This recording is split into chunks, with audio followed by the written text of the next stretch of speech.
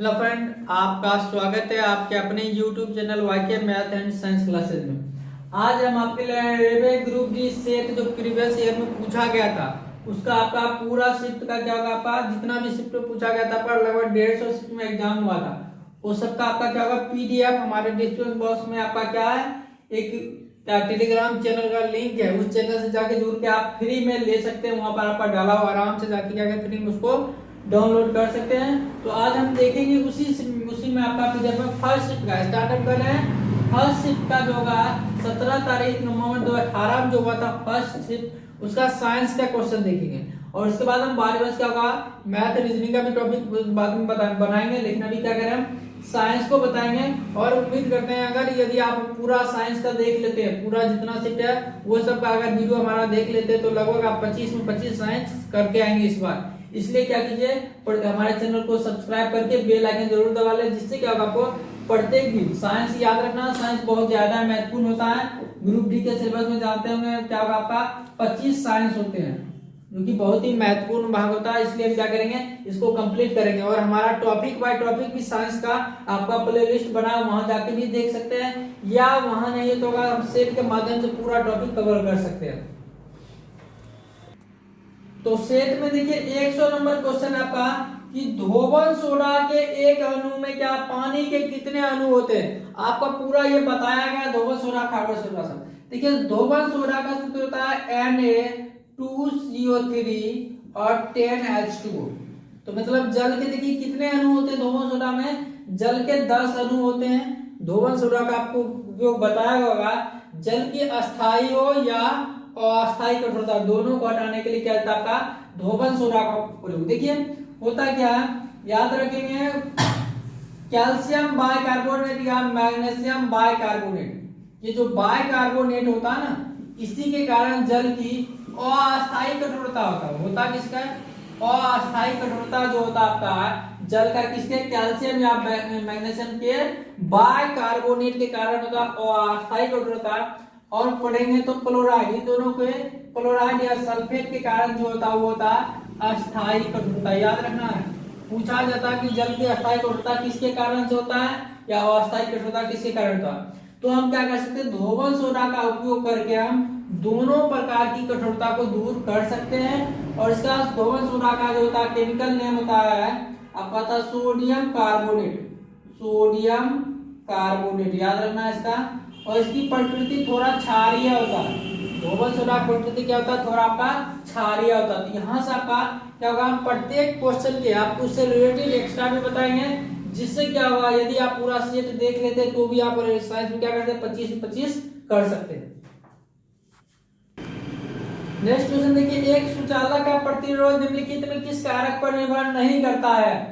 तो देखिए आपका प्रतिरोध R बराबर रो L/A, ये आपको बताया गया था। देख सकते हैं आपका पूरा विद्युत धारा का पूरा कंसेप्ट एक ही वीडियो में आपका लगभग 40-45 का मिनट है, पूरा आपको कंप्लीट विद्युत धारा खत्म कर सकता है। तो वो वीडियो देख सकते हैं आप, या आप यहाँ देखिए समझ आ जाते हैं आपको क्या कहता है प्रतिरोध किस पर निर्भर नहीं करता है। तो देखिए ये आपका रो है जिसको हम पढ़ते हैं प्रतिरोधकता, ये विशिष्ट प्रतिरोध है, ध्यान देना विशिष्ट प्रतिरोध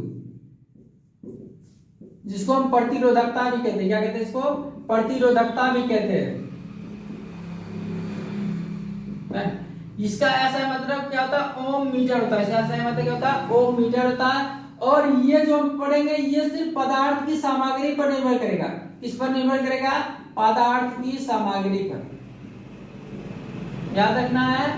और प्रतिरोध की हम बात करेंगे तो ये आपका पदार्थ की सामग्री पर तो निर्भर करेगा ही करेगा, साथ ही चालक की जो लंबाई होगा उस पर भी करेगा और अनुप्रस्थ काट के क्षेत्रफल पर करेगा। मतलब किस किस पर करेगा, चालक की लंबाई, चालक के अनुप्रस्थ काट के क्षेत्रफल और क्या पदार्थ की प्रकृति, तीनों पर निर्भर करेगा। ऑप्शन में देखिएगा तो आपका दाब दिया था जो कि दाब पर नहीं है इसमें ना, तो यानी दाब पर निर्भर आपका नहीं करता है। इससे संबंधित आपको बताया गया था यदि किसी चालक की लंबाई को दोगुना कर देंगे तो नया जो प्रतिरोध कितना होगा वो सब भी आप देख सकते हैं वो कंसेप्ट पूरा। नेक्स्ट आपका देखेंगे इसी में आपका क्वेश्चन नंबर आपका is the amount of work done, 72वां क्वेश्चन है, is the amount of work done is carrying a charge of 4 के क्या coulomb across 2 point having a potential difference of 18 volt. तो ये देखिए विद्युत धारा से संबंधित है, मतलब क्या कहता है 4 कूलम आवेश, मतलब 4 कूलम आवेश को मतलब क्या करता है 18 वोल्ट विभवांतर से रोक नीचे ले जाने में कितना कार्य करना पड़ेगा। तो ये देखिए कूलम क्या होता है, आवेश का ऐसा मात्रक होता है, वोल्ट क्या था, विभवांतर का ऐसा मात्रक होता है, और क्या क्या कार्य पूछ रहा है। तो हम जानते हैं क्या है W बराबर VQ। तो देखिएगा आपका क्या हो जाएगा, V का मान 18 वोल्ट गुने Q मतलब 4 कूलम, तो 18 चौके 72 वोल्ट कूलम। इसको हम क्या कर सकते हैं, वोल्ट कूलम क्या होता है जूल के समतुल्य होता है, क्योंकि कार्य कैसा मतलब क्या होता है जूल होता है, तो मतलब क्या होगा 72 जूल होगा। नेक्स्ट क्वेश्चन है, देखिए निम्नलिखित में किस माध्यम में ध्वनि की गति सर्वाधिक होती है। तो देखिए इसका आपका वीडियो बना होगा ध्वनि का, देख सकते हैं हमारे वाई के मैथ एंड साइंस क्लासेस में 9th के फिजिक्स में कही है, या आपका कॉम्पिटिटिव फिजिक्स है उसमें भी मिल सकता है। यदि इस पे नहीं मिलेगा तो हमारा दूसरा चैनल है एसपीआर डिजिटल क्लब, उस पर आपको सब चीज मिल जाएगा, तो वहां भी देख सकते हैं। तो यहाँ पर देखिए निम्नलिखित किस माध्यम ध्वनि की चाल सबसे अधिक होती है। तो बताए थे निर्वात में ध्वनि की चाल होती ही नहीं, मतलब निर्वात में ध्वनि गमन नहीं करती है। उसके बाद उससे ज्यादा आपका वायु में होता है, वायु से ज्यादा द्रव में होता है, और द्रव से ज्यादा क्या होता है ठोस में होता है। माध्यम देखेंगे यानी क्या होगा, निर्वात में याद रखना है कोई भी अनुदैर्ध्य तरंग, ध्वनि जानते हैं अनुदैर्ध्य तरंग होती है जो कंपन की क्या होती है गति के समानांतर कंपन करती होगा, गति के समांतर क्या करते हैं कंपन, याद रखना समांतर। और किस प्रकार की अनुदैर्ध्य तरंग है, दिक्कत कभी भी हो तो देखना है ध्वनि में आधा धोआ है, अनुदैर्ध्य में आधा धोआ है। ध्वनि एक प्रकार की अनुप्रस्थ तरंग है, और कोई भी अनुदैर्ध्य तरंग है, और कोई भी अनुदैर्ध्य तरंग होती है वो निर्वात में गमन नहीं कर सकती है, उसके लिए कोई माध्यम चाहिए। तो इसमें देखिए गैस में सबसे कम होता है ध्वनिक चाल, उससे ज्यादा आपका द्रव में होता है, और उससे भी ज्यादा ठोस में था, और ठोस में भी सबसे ज्यादा पड़ेगा तो आप इस्पात में पड़ेंगे। ध्वनिक चाल सबसे ज्यादा होती है इस्पात में, स्टील जिसको कहते हैं। नेक्स्ट आपका क्वेश्चन देखेंगे, पृथ्वी का द्रव्यमान कितना होता है। तो पृथ्वी का द्रव्यमान याद रखना 6 × 10⁻24 kg होता है। ये आपको जब बताए होंगे गुरुत्वाकर्षण पाठ उस समय ये आपको बताए होंगे। और पृथ्वी की त्रिज्या लीजिएगा तो लगभग 6400 किलोमीटर, लगभग कितना 6400 किलोमीटर होती है। इसी के माध्यम से आप क्या करते हैं जी बराबर क्या कर सकते थे Gm/r²। इसी सूत्र से जी का मान पृथ्वी के लिए कितना निकालते हैं 9.8 मीटर प्रति सेकंड स्क्वायर। ये पृथ्वी का द्रव्यमान, ये पृथ्वी की त्रिज्या, और ये गुरुत्वाकर्षण सापेक्ष नियतांक है, इसका मान 6.67 × 10⁻⁻11 न्यूटन मीटर स्क्वायर प्रति केजी स्क्वायर होता है। नेक्स्ट आपको देखेंगे question, generally the valency of electropositive element is dash. मतलब क्या होता है समांतर जो होता है धन आवेशित जो तत्व होते हैं एलिमेंट, उसका जो होता है वैलेंसी मतलब क्या होता है संयोजकता कितनी होती है। तो आपको बताएंगे ना, इसके लिए देख लीजिएगा धातु अधातु पार्ट में बताएंगे। समांतर धातु क्या होते हैं विद्युत धनात्मक होते हैं, और उसके बाहरी कक्षा में क्या होते हैं आपका 1 2 3 इलेक्ट्रॉन होते हैं। समांतर कितने इलेक्ट्रॉन होते हैं 1 2 3 होते हैं। वर्ग 1 वाला में याद रखना 1, वर्ग 2 वाला में 2, और वर्ग 13 वाला में 3 इलेक्ट्रॉन होते हैं। याद रखना 14 वाला में 4, 15 वाला में 5, 16 वाला में 6, 17 वाला में 7, और 18 वाला में 8। 18 का वर्ग होता था बाहरी कक्षा में 8 इलेक्ट्रॉन होते हैं। और देखेंगे 18 बाहरी कक्षा में इलेक्ट्रॉन हम पढ़ रहे हैं, तो अब देखेंगे क्या होगा 18 में याद रखना एक हीलियम है जिसके बाहरी कक्षा में मात्र 2 इलेक्ट्रॉन था, नहीं तो सब में 8 इलेक्ट्रॉन था। संयोजकता करेंगे तो देखिए 1 2 3 4, फिर घटते जाएगा 3 2 1 0। मतलब क्या होगा संयोजकता मतलब जितना इलेक्ट्रॉन वो लेगा या देगा उसको हम संयोजकता कहेंगे। और संयोजी इलेक्ट्रॉन मतलब होगा बाहरी कक्षा में कितने इलेक्ट्रॉन है, तो संयोजकता 0 हो सकता है लेकिन संयोजी इलेक्ट्रॉन 0 नहीं हो सकता, ये चीज ध्यान देना आपको। नेक्स्ट क्वेश्चन देखिए, आधुनिक आवर्तसारणी में कौन से समूह के तत्वों का बाहरी कोश भरा हुआ था। तो बाहरी कोश भरने का मतलब अष्टक पूरा होता है। तो ये देखिएगा आपका वर्ग 18 में बताया था बाहरी कक्षा में 8 इलेक्ट्रॉन होता है, इसलिए ये शून्य है, मतलब इसकी संयोजकता शून्य है। इसलिए इसको अक्रिया के तत्व कहते हैं, निष्क्रिय तत्व, शून्य वर्ग के तत्व या दुर्लभ तत्व क्या कहते हैं। क्यों? क्योंकि ये किसी से ना इलेक्ट्रॉन लेता ना किसी को देता, निष्क्रिय मतलब किसी से इसको लेने से मतलब नहीं है, इसलिए क्या होता है इसको निष्क्रिय तत्व भी कहते हैं, यानी नोबेल गैस। उत्कृष्ट गैस। तो ये सब वर्ग 18 में आपका आता है। नेक्स्ट है निम्नलिखित में कौन सा जंतु गर्म रक्त वाला है। तो देखिए हम पढ़ाएंगे आपका जंतु जगत, पादप जगत का वीडियो आपको अपलोड बायोलॉजी प्लेलिस्ट में आप देख सकते हैं। अब हम आगे आपको जंतु जगत भी पढ़ाएंगे तो देख लीजिएगा। तो देखिए निम्नलिखित कौन सा जंतु गर्म रक्त वाला। तो देखिए हम पढ़ेंगे कॉर्डेटा संघ। संघ जब पढ़िएगा उसमें एक कॉर्डेटा संघ आएगा जिसमें 10 वर्ग पढ़ते। प्रमुख वर्ग में देखिएगा आपका पढ़ेंगे मत्स्य, सरीसृप, उभयचर, पक्षी और स्तनधारी, ये 5 वर्ग मेन आपका पढ़ेंगे, जिसमें इन दोनों का जो होता है रक्त होता है गर्म, रक्त होता है गर्म होता है, और इन तीनों का आपका ठंडा होता है, शीत तापी कह सकते हैं ना। इन तीनों का आपका क्या होता है, खून ठंडा होता है। अब देखिएगा इसके चैम्बर जो होता है, हार्ट में चैम्बर की संख्या मानेंगे तो मत्स्य के हार्ट में 2 ही चैम्बर होता है। मत्स्य के जो होता है हार्ट में 2 ही चैम्बर होता है। सरीसृप में भी क्या होता है, सरीसृप और उभयचर में 3-3 चैम्बर होता है। हृदय में 3 कक्षक होता है, 3 कोष्ठीय हृदय होता है। देखिए सरीसृप एक पढ़िएगा मगरमच्छ, मगरमच्छ इसमें आपका 4 कक्षीय होता है। सभी सरीसृप में हृदय क्या होता है, 3 कक्षीय होता है।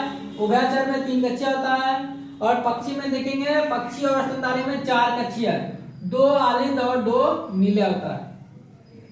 तो मानव हार्ट का भी आपका पूरा वीडियो आपका अपलोड देख सकते हैं, मानव हार्ट का कार्य कैसे कार्य करता है।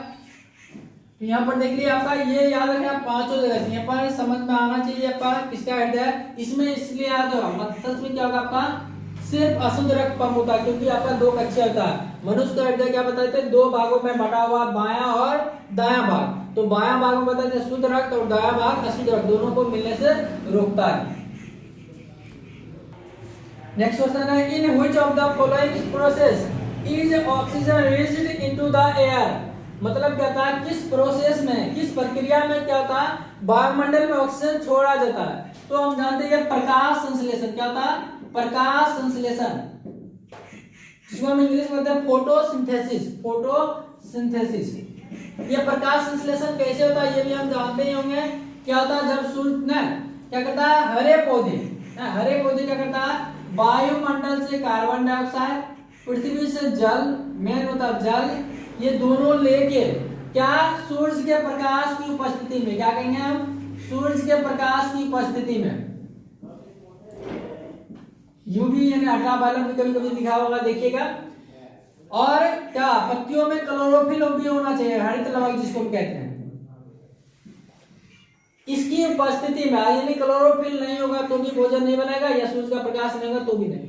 तो इसकी उपस्थिति में क्या बनाता है, याद रखना होगा आपका, ये ग्लूकोज C6H12O6 प्लस ऑक्सीजन देता है, अब प्लस जल, जो एक्स्ट्रा जल जो होता है पौधे में उपयोग से ज्यादा, जैसे मनुष्य में पसीना निकलता है उससे पौधा में वाष्प उत्सर्जन होता है। तो यहाँ पर देखिए आपका प्रकाश संश्लेषण का सन्निकरण हो गया। अब हम बात करेंगे, देखिए यहाँ से देखेंगे ये आपका यहाँ से बनाइए और जल से मुक्त हुआ ऑक्सीजन, ध्यान देंगे।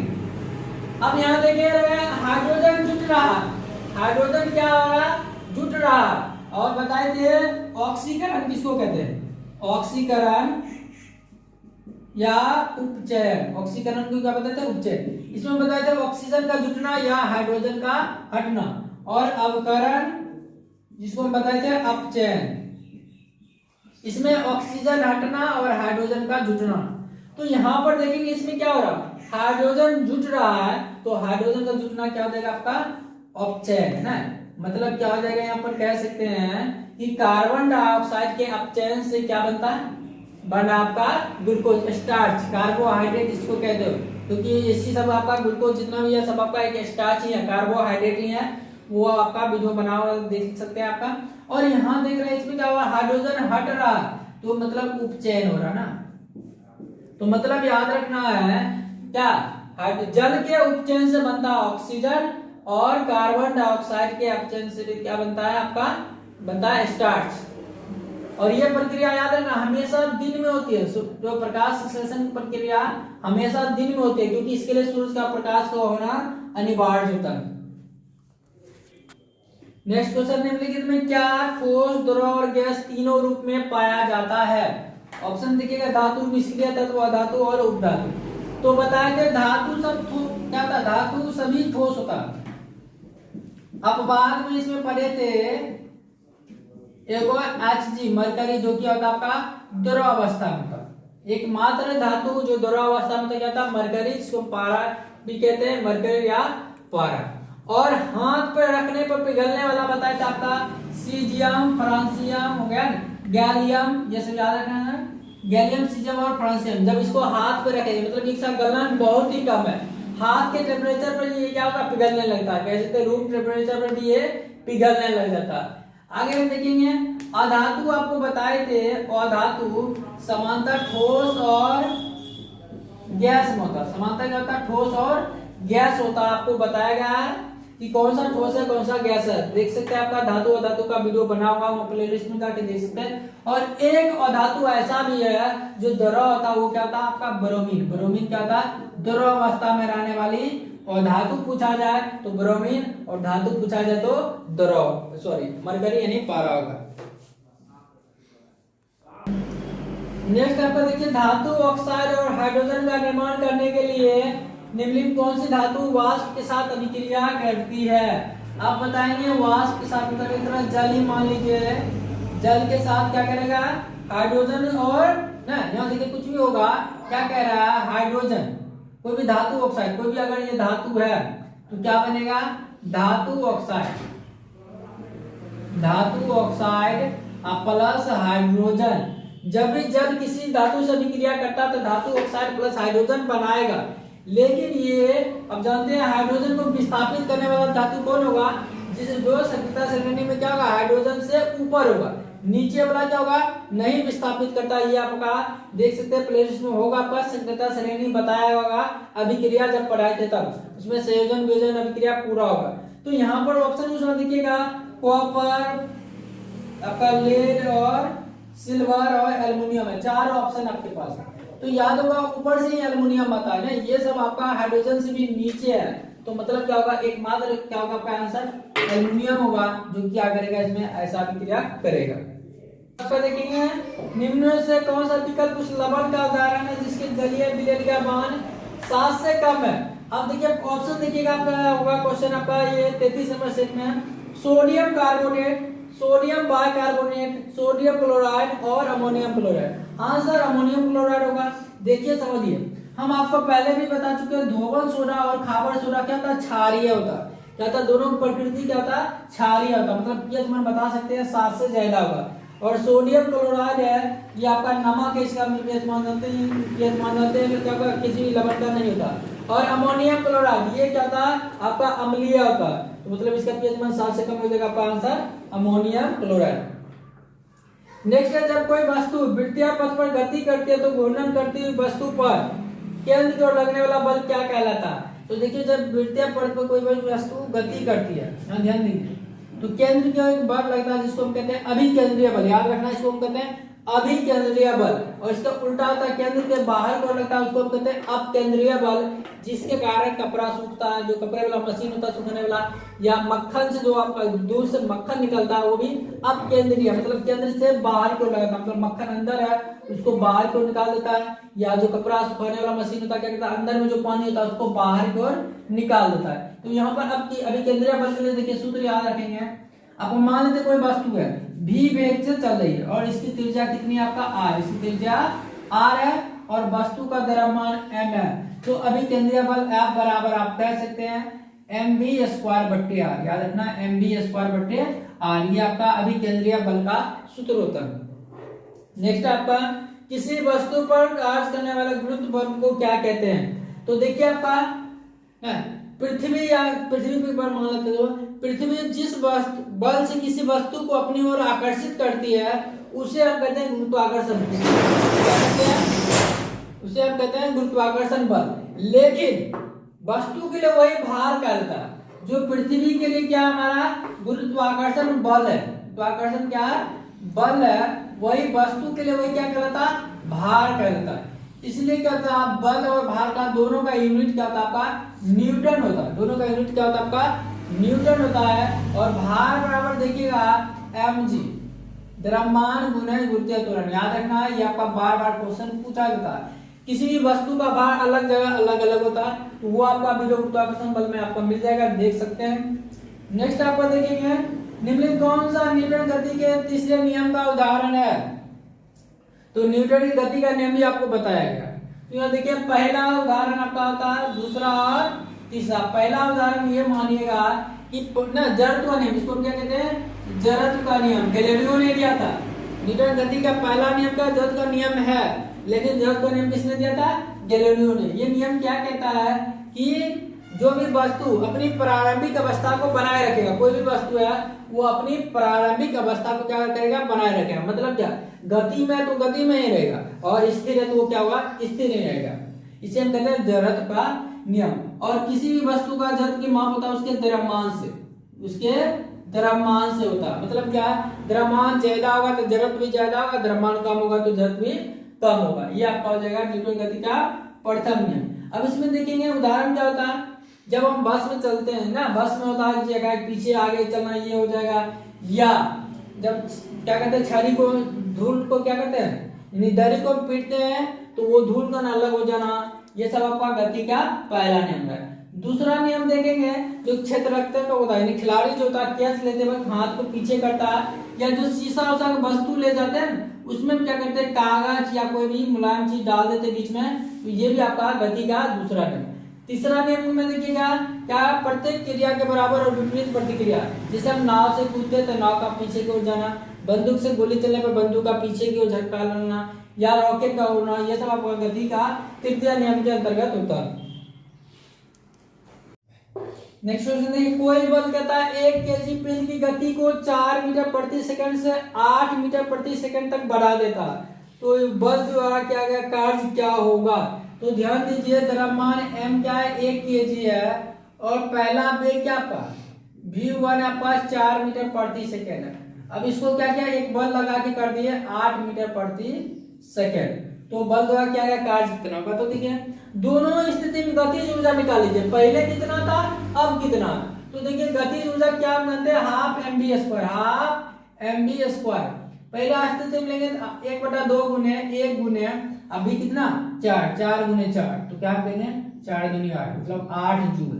दूसरा स्थिति में अगर लेंगे इस वेग को लेके तो 1/2 गुने 1 गुने 8 गुने 8, तो 2 चौके 8, यानी 8 चौके कितना होगा 32 जूल। तो देखिए पहले कार्य कितना हो रहा था ना 8 जूल, अब उसमें एक बल लगा के इसको कितना कर दिया 32 जूल, मतलब कितना बल लगा कह सकते हैं 24 जूल। 24 जूल ये ऐड कर दिया ना, यानी आप घटा लीजिए 32 जूल में से आपका 8 जूल, मतलब कितना होगा आपका 24 जूल, मतलब बल द्वारा क्या कार्य कितना हो जाएगा आपका 24 जूल होगा। नेक्स्ट आपका क्वेश्चन, निम्नलिखित में कौन सा तत्व का रासायनिक प्रतीक लैटिन शब्द से लिया गया।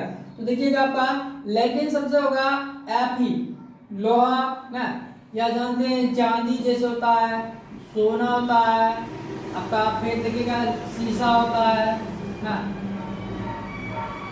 सोडियम ठंडा।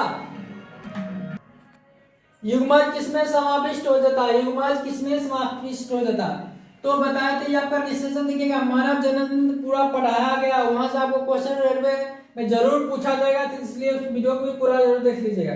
निषेचित अंडा युग्मज किसमें समाविष्ट हो जाता, तो बताए थे क्या था, निषेचन किसको कहते हैं, नर युग्मक और मादा युग्मक का संलयन क्या कहलाता है, निषेचन कहलाता है। ये आपको बताएंगे मनुष्य होता है फैलोपियन ट्यूब में, कहा होता है ये निषेचन, फैलोपियन ट्यूब में होता है।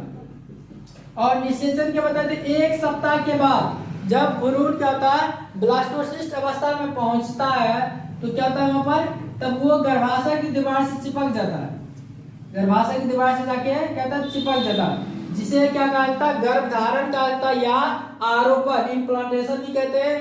क्या ये 7 दिनों बाद, लगभग निषेचन कितने दिनों के बाद होता है, 7 दिनों के बाद होता है। नेक्स्ट देखेंगे, और आज का शेष अंतिम क्वेश्चन होगा कि जब किसी पिंड पर असंतुलित बल लागू किया जाए तब तक इसकी डैश की निरंतर परिवर्तन होते रहता है। तो इसका आंसर आपका हो जाएगा चाल।